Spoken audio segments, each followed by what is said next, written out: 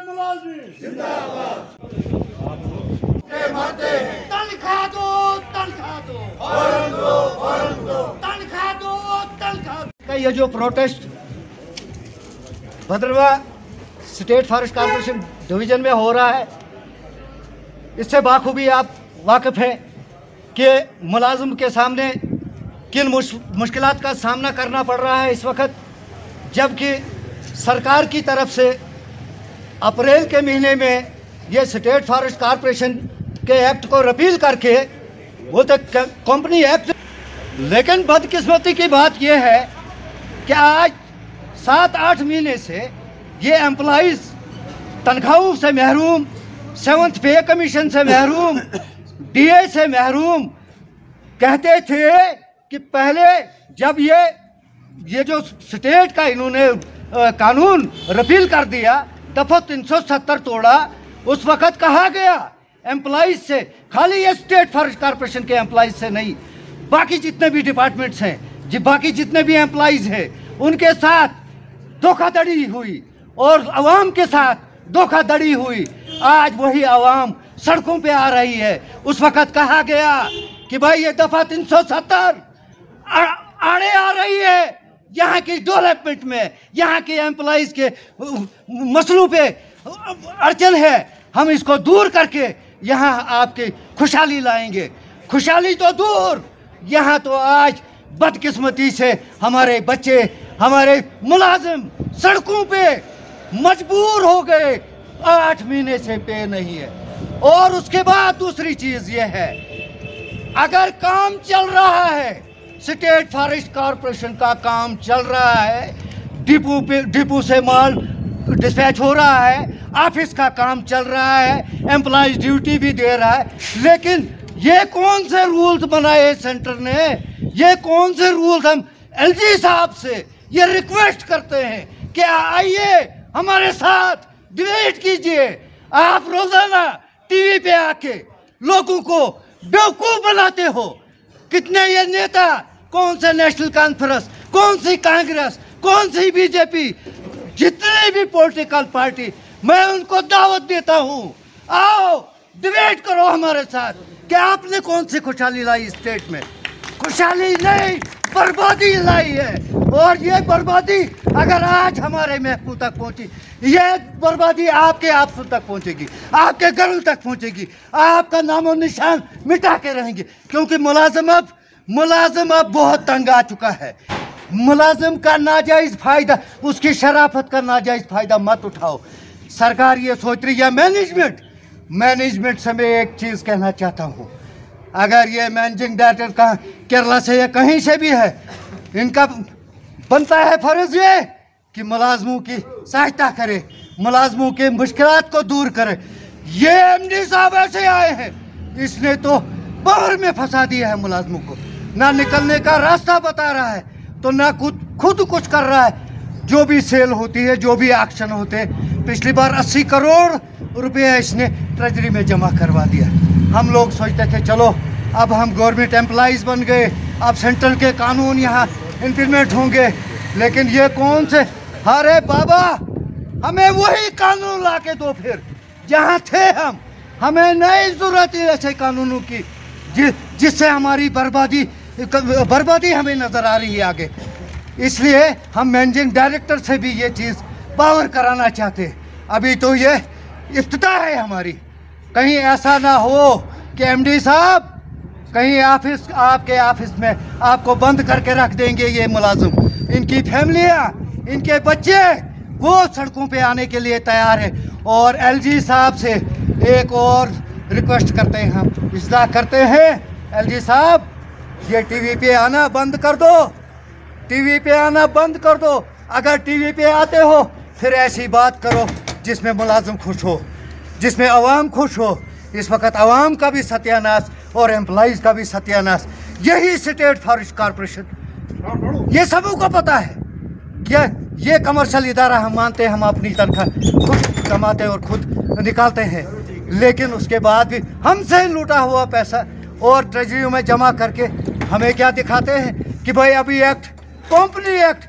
अरे बाबा, जिस वक्त आपने कोई कानून रिपील करने होते हैं और रातों रात कर लेते हो आप। रात के 12 बजे भी आपने कई कानून रिपेल कर दिए।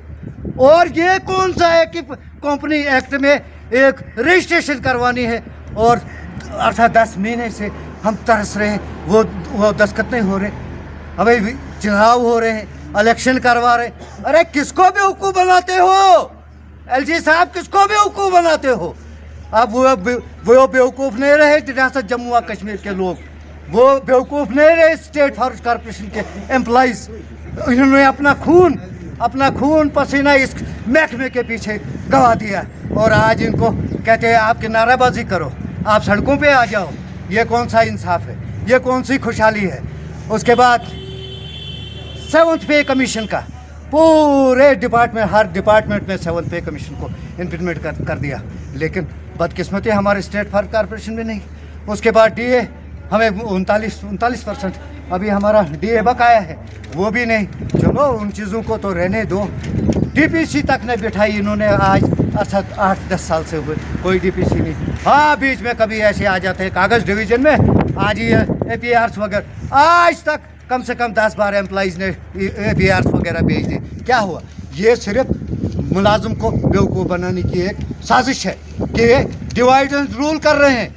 अरे बाबा, कश्मीर के लोग एम्प्लॉइज़ जो, वो भी तो सड़कों पे है। जम्मू के एम्प्लॉइज़ वो भी सड़कों पे है। पीर पंचाल के एम्प्लॉइज़ वो भी सड़कों पे है। खिताई चिनाब के एम्प्लॉइज़। और उसके बाद में आप मुलाजिम साथियों को एक चीज़ बताना चाहता हूँ, आप थोड़ा स्टैंड लो। देखो, ये जो स्टेट फॉरेस्ट कॉरपोरेशन को अगर फॉल करता है, वो यहाँ की हमारी डिवीज़नें खिताई चिनाब से जितना अरबों खरबों का माल यहाँ से जाता है, क्या आपका हक नहीं बनता है उसमें बताना है उनको कि भाई अगर यहाँ से आप ले दो, भाई हमें तो दे दो। हमें अपनी तनख्वाह, हम कुछ और नहीं मांगते हैं, हम अपनी तनख्वाह के लिए लड़ रहे हैं, लेकिन उस तनख्वाह से भी महरूम रख रहे। अब हमारी इस्दा ये है सरकार से, देखो ये हमारी चुप्पी का नाजायज़ फ़ायदा मत उठाओ, कहीं ऐसा ना हो हमारे मुलाजिम खुदकशी करने पे था। दूसरी चीज़, 5 महीने हो गए, 1 महीने की तनख्वाह दे रहे हैं ये लोग हमें। अरे बाबा, मैक्सिमम ये SFC का जो एम्प्लॉइज़ है, मैक्सिमम ये लोनर है। वो कोई मुलाजिम नहीं जिसको बैंक का लोन नहीं है। किसी का 4 लाख है, किसी का 3 लाख है, किसी का 2 लाख है। आज वही बैंक वाले, जेके बैंक वाले, 1 महीने की पे अगर इन्होंने डाल दी तो वो सब की सब वो किस्त कहाँ से, पूरी किस्तें तो उनकी होती ही नहीं है, लेकिन फिर भी उन्होंने 2 किस्तों में काट। एम्प्लॉइज़ कहाँ जाएगा? और उसके बाद में एम्प्लॉइज़ साथियों को दूसरी चीज़, मैंने ऊपर भी बात की है, जो हमारे ट्रेड यूनियंस के ऊपर बड़े बड़े सरबराह है, जो हमारे रहबर है, उनके साथ मेरी बात हुई है। मैंने कहा देखो सर, ठीक है, जदोजहद तो करते हैं, आप भी करते हैं, हम भी कर रहे हैं, लेकिन एक जदोजहद और भी है हमारी। वो मसला ये है कि जो बैंक का मसला हमारा है, जो लोनर हैं वहाँ इंटरेस्ट चढ़ता है। हमने ये जो लोन निकालते हैं वो पे लोन देते हैं बैंक वाले। अगर पे हमारी रुक गई है, वो किसकी वजह से? वो महकमे की वजह से, हमारी वजह से, एम्प्लॉइज़ की वजह से। ये नहीं उससे कोताही हुई कि उन्होंने किस्त नहीं दी। हम ये भी इस्ता करते हैं MD साहब से कि MD साहब थोड़ा होश में आओ, होश में आओ, एम्प्लॉइज़ की तरफ तवज्जो दो। ये डराने धमकाने का काम छोड़ दो। ये नहीं कल को आप ये कहेंगे ये देशद्रोही थे, ये फलाने विंग से। हम किसी विंग से नहीं, हम एम्प्लॉइज़ हैं, एम्प्लॉइज़ ही रहेंगे। और इस वक्त भी हम काम कर रहे हैं, ये भी नहीं कि हमने काम बंद कर दिया। हम ये चीज़ कहते हैं, मैंने उन नेताओं को भी कहा है कि जो लोनर हैं उनका जो इंटरेस्ट ये 5-6 महीनों में जो चढ़ा बैंक का, वो MD साहब ने भरना है। हम बाईकोट, हमने एम्प्लॉइज़ को भी इस वक्त वाज़ा करना चाहता हूँ, उनको बताना चाहता हूँ कि इसके लिए थोड़ा स्टैंड हो जाओ, इसके लिए थोड़ा आप खड़े हो जाओ। हम भी आपके साथ, हमारे बड़े नेता वो भी साथ, हम वकील करके बाईकोट नोटिस MD साहब को भिजवाएंगे कि भाई ये जो इंटरेस्ट वगैरह वो कॉरपोरेशन दे देगी, वो एम्प्लॉइज़ नहीं देगा, क्योंकि एम्प्लॉइज़ की तनख्वाह अगर रुकी है वो मैनेजमेंट की वजह से।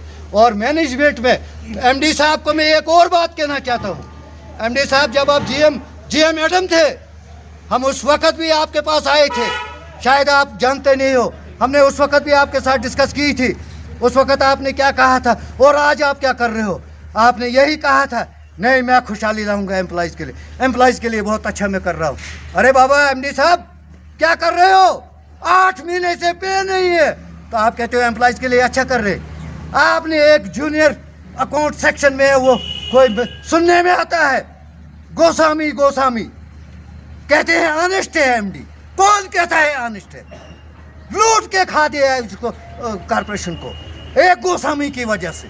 गोस्वामी पता नहीं कौन सा जूनियर अकाउंट में है, कोई अकाउंटेंट है कि क्या है, उसके साथ तालमेल करके उसके थ्रू बैकडोर दरवाजे से, पिछले दरवाजे से पैसा जाता है एमडी के खाते में। तो हमें बोलते हैं हमारे पास पैसा नहीं है। कहाँ गया पैसा बताओ? इतना एक तो जंगलों का सत्यानाश कर दिया, बेड़ा गर्क कर दिया। ये हमारा सरमाया, ये हमारे बच्चों का सरमाया है। अगर चलाते हो काम तो ठीक, लेकिन भाई एम्प्लॉइज़ को क्या दे रहे हो आप?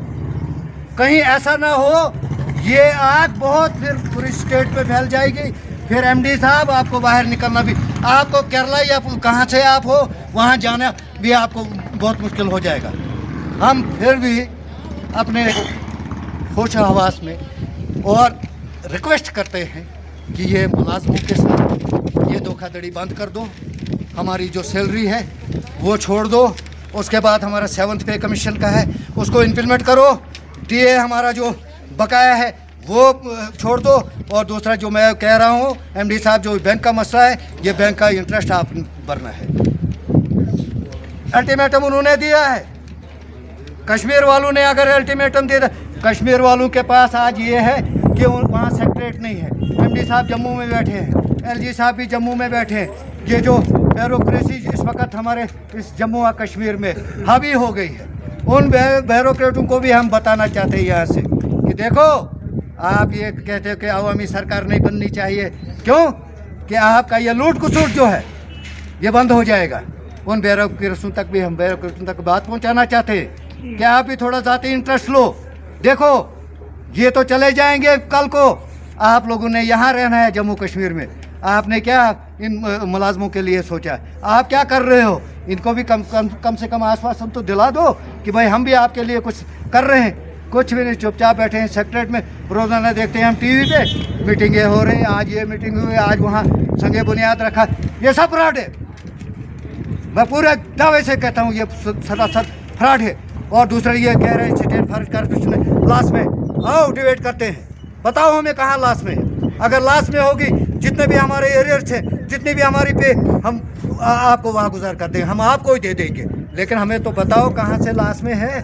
अगर एक नग यहाँ से हम 500 रुपये में जम्मू पहुँचाते हैं, वहाँ 8,000 10,000 में वो नग बिकता है। और बिक तो रहा है, जा तो रहा है, ऑक्शन तो हो रहे हैं, सेल तो हो रही है, दफ्तर के काम तो चल रहे हैं। तो मुलाजिम को क्या बता रहे हो आप कि भाई ये भी नहीं बताते कि फाइनेंशियल क्राइम। सिर्फ ये कार्ड एमडी साहब ने रखी है कि भाई ये जो नया कानून बना है इसकी रजिस्ट्रेशन नहीं। अरे बाबा हमको बताओ, 8 महीने हो गए आपको, क्या एक दस्तखत करने में इतना टाइम लगता है? जब आपने अपने अंदर कानून पास करने होते वो तो रात के 12 बजे आप करते हो, वो तो सुबह 8 बजे करते हो। उस वक्त नहीं आपको ये अड़चन आती, आज मुलाजमों के लिए अड़चन आ रही है। लिहाजा हम पुरजोश इस्दा करते हैं और बड़े अदब एहतराम से, ये भी नहीं क्योंकि हम जज्बाती इसलिए हो गए क्यों वो वही शख्स जानता है जिसका घर जल रहा हो, जिसके बच्चे भूखे मर रहे हैं, उसने तो शोर उठाना है।